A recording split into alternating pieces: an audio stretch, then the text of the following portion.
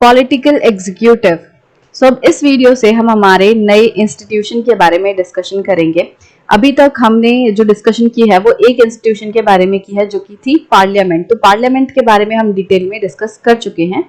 अब हम political executive जो कि हमारा नेक्स्ट इंस्टीट्यूशन है इसको स्टार्ट करेंगे। Do you remember the story of the office memorandum with which we started this chapter? तो हमने चैप्टर की शुरुआत में एक मेमोरेंडम का जिक्र किया था जिसमें हमने देखा था कि एक मेमोरेंडम जो है रिजर्वेशन से रिलेटेड वो इशू हुआ था और उसको एक ऑफिसर ने साइन किया था। तो ये सारी चीजें हमने जो है डिस्कस की थी। We found out that the person who signed the document did not take this decision.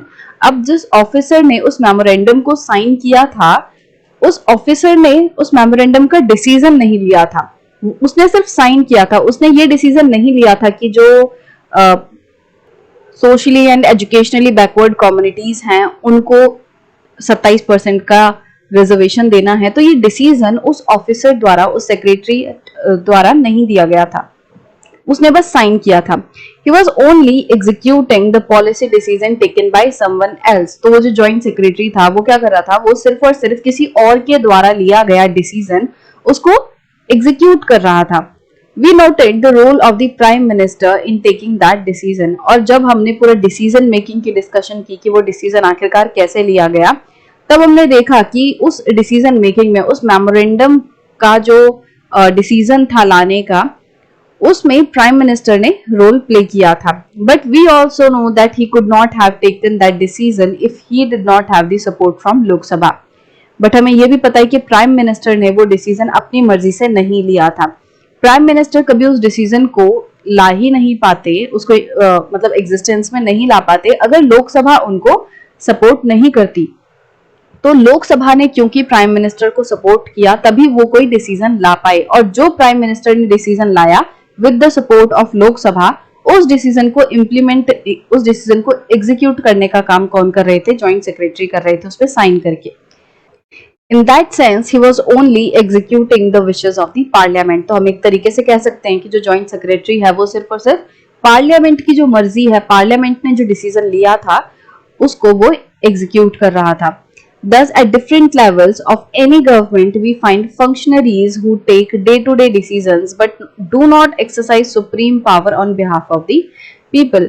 तो जब गवर्नमेंट काम करती है तो गवर्नमेंट के अलग अलग फंक्शंस में हमें ये देखने मिलता है कि हर रोज में जो डिसीजन लिए जाते हैं, मतलब हर रोज कुछ ना कुछ काम होते हैं और उनके लिए जो डिसीजंस लिए जाते हैं वो एग्जीक्यूट तो कोई पर्सन करता है। जैसे हमने मेमोरेंडम के केस में देखा कि जो जॉइंट सेक्रेटरी थे उन्होंने उस पर साइन करके उसे एग्जीक्यूट किया था।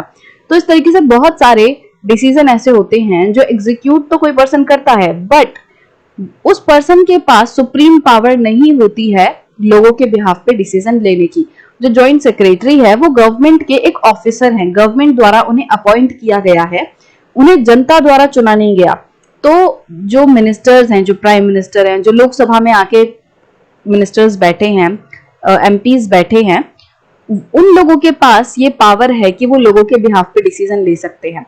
राइट, जॉइंट सेक्रेटरी के पास कोई पावर नहीं है लोगों के बिहाफ पे डिसीजन मेकिंग की। वो सिर्फ और सिर्फ जो भी पार्लियामेंट ने डिसीजन लिया है उसको एग्जीक्यूट करते हैं। तो ऐसी सारी फंक्शनरीज जो कि डिसीजंस को एग्जीक्यूट करने का काम करते हैं उन सबको मिला के हम क्या कहते हैं? एग्जीक्यूटिव। अब यहाँ नीचे एग्जीक्यूटिव की डेफिनेशन दी हुई है। A body of persons having authority to initiate major policies, make decisions and implement them on the basis of the constitution and the laws of the country. तो एग्जीक्यूटिव क्या है? ये एक ऐसी बॉडी है, ऐसे ग्रुप ऑफ पीपल हैं या एक तरीके से बॉडी ऑफ पर्सन्स हैं जिनके पास ये ऑथोरिटी है, ये पावर है कि वो किसी पॉलिसी को या किसी डिसीजन को इम्प्लीमेंट कर सकते हैं। किस बेसिस पे? जो कि कॉन्स्टिट्यूशन में जो भी रूल्स हैं, रेगुलेशंस हैं, लॉज हैं उनके बेसिस पे, या फिर जो पार्लियामेंट में लॉज वगैरह बनाए गए हैं उनके बेसिस पे, मतलब कॉन्स्टिट्यूशन एंड लॉज के बेसिस पे जब कोई body of person major policies को इनिशिएट करती है, उनकी शुरुआत करती है, पॉलिसीज बनाती है, डिसीजंस लेती है पॉलिसी से रिलेटेड या इस चीज से रिलेटेड डिसीजन लेती है कि जो डिसीजन पार्लियामेंट ने लिया है उसको कैसे इंप्लीमेंट करना है। तो ये जो डिसीजन मेकिंग है इम्प्लीमेंटेशन से रिलेटेड, ये सारी चीजें जो बॉडी करती है उसे हम एग्जीक्यूटिव कहते हैं। They are called executive because they are in charge of the execution of the policies of the government. अब इन्हें एग्जीक्यूटिव क्यों कहा जाता है? क्योंकि इनकी ड्यूटी ये है कि जो भी गवर्नमेंट पॉलिसीज बना रही है, जो भी डिसीजंस पार्लियामेंट में लिए जा रहे हैं, उनको एग्जीक्यूट करने का काम, एक तरीके से उनको जो जमीनी तौर पे उनको लागू करने का काम जो है वो ये लोग करते हैं। Thus, when we talk about the government, we usually mean the executive। और जब हम गवर्नमेंट की बात करते हैं, द गवर्नमेंट, जब हम इस चीज का इस्तेमाल करते हैं तो हम एक्चुअली एग्जीक्यूटिव की बात करते हैं।